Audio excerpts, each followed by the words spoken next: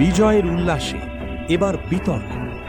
খেলনার বন্দুক হাতে নেতাদের ভিডিও ঘিরে প্রশ্নের মুখে তিপ্রা মথা।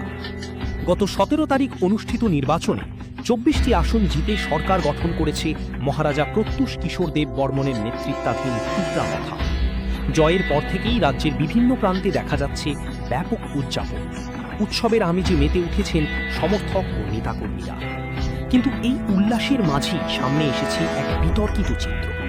সোশ্যাল মিডিয়ায় ভাইরাল হওয়া একটি ভিডিওতে দেখা যাচ্ছে দলের কিছু নেতা খেলনার বন্দুক হাতে প্রকাশ্যে ঘুরে বেড়াচ্ছে এবং সেই ভিডিও নিজেরাই আপলোড করছে। এই ঘটনাকে ঘিরে ইতিমধ্যেই উঠছে একাধিক প্রশ্ন। রাজনৈতিক মহলের একাংশের মতে এই ধরনের দৃশ্য জনমনে বিভ্রান্তি তৈরি করতে পারে এবং আইন শৃঙ্খলা নিয়ে উদ্বেগ বাড়াতে পারে। যদিও এই বিষয়ে এখনো পর্যন্ত দলীয় শীর্ষ নেতৃত্বের পক্ষ থেকে কোনো আনুষ্ঠানিক প্রতিক্রিয়া পাওয়া যায়নি।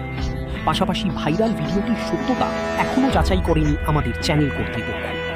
এই ঘটনার পর ভবিষ্যতে দল কী পদক্ষেপ নেয় এবং প্রশাসন কী ভূমিকা গ্রহণ করে সেদিকেই এখন নজর রাজ্যবাসী। রূপন পালের রিপোর্ট, দ্য নিউজ 9।